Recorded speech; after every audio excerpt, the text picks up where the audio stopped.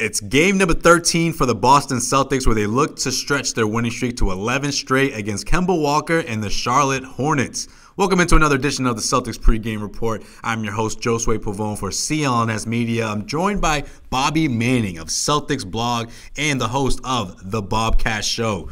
What's good, Bobby? Hey, good to be here. I appreciate you taking the time, man. Oh, no doubt. Josue, I've heard they've been talking trash about you. It's calling you a fanboy host, but I think you're legit, man. I'll give it to you. You got my approval. All right, I appreciate that, Bob. You know what, man? You gotta just zone out the haters. It's all good though.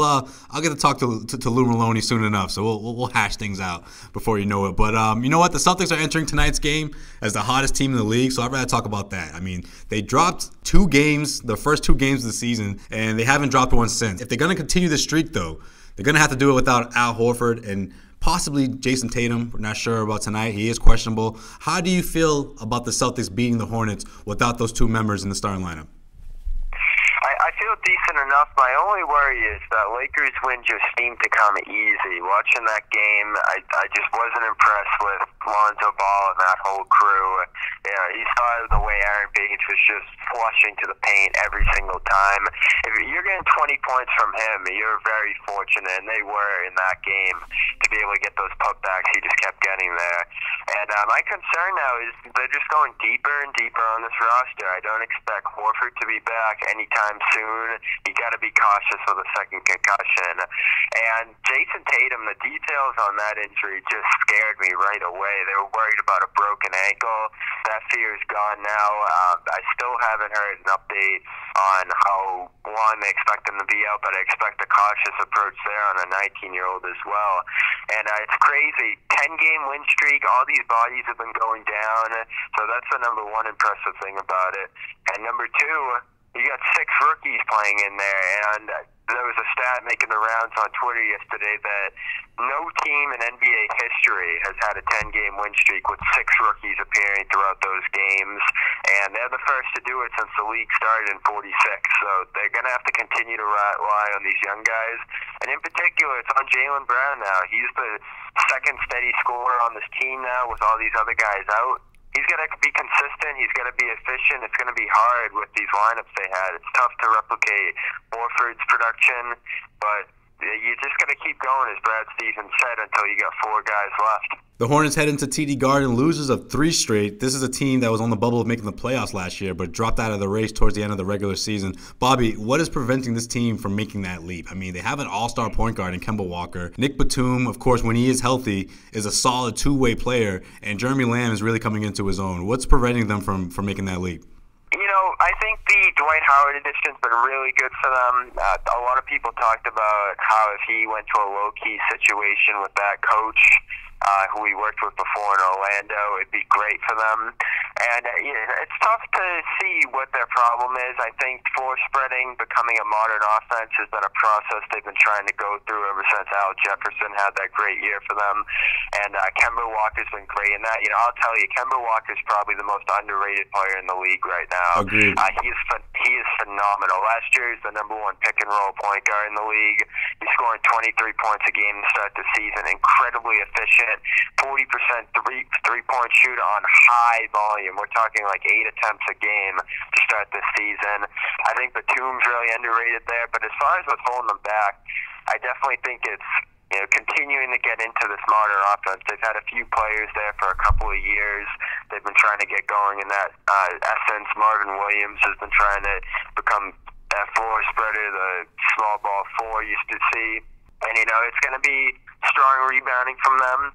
It's going to be a tough defensive effort. Steve Clifford's a very good defensive coach, and I'm very impressed with how they play in that aspect.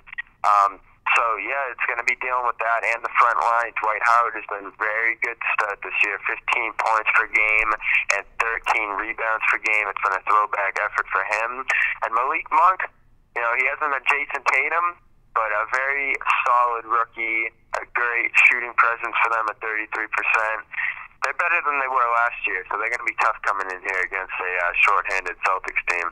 This edition of the Celtics pregame report is being brought to you by Greats.com, the makers of great classic and stylish comfortable sneakers sold at a great price. Head over to Greats.com and enter the promo code Celtics Roundtable to save 15% off of your first purchase. That's Greats.com. Use the promo code Celtics Roundtable. Bobby, due to Al Horford being placed in the NBA concussion protocol, Aaron Baines got the start against the Lakers and certainly delivered. I mean, he scored a team-high 21 points to go with his 8 rebounds and had some great defensive stops. How good is the Celtics big man? Do you think this is somebody that Stevens can rely on for consistent production throughout the season?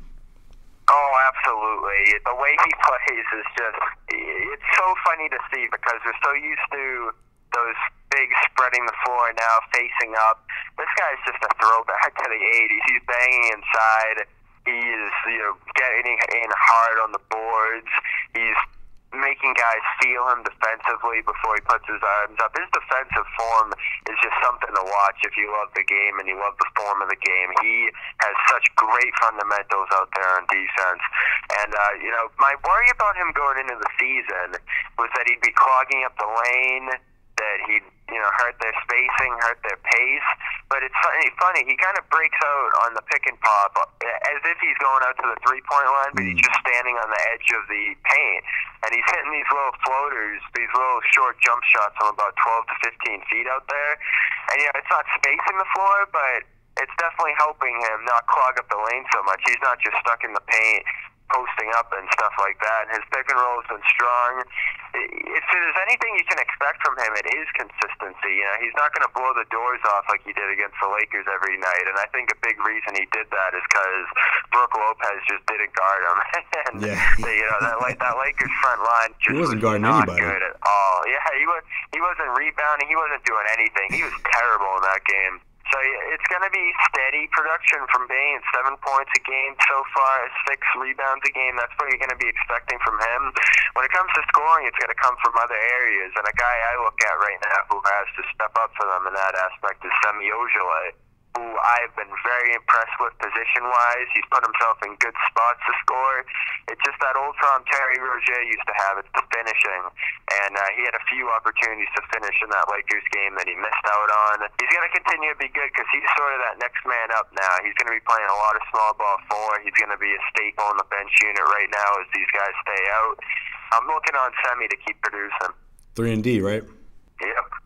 Yeah. We all know about that by now. Yeah, you know what? That was my biggest concern heading into the regular season. I mean, I know how good he was defensively, but it was just the offensive production. If he was able to knock down that 3, I know that he would, get a permanent spot in that rotation. But he's been knocking down those 3s, especially in the corner.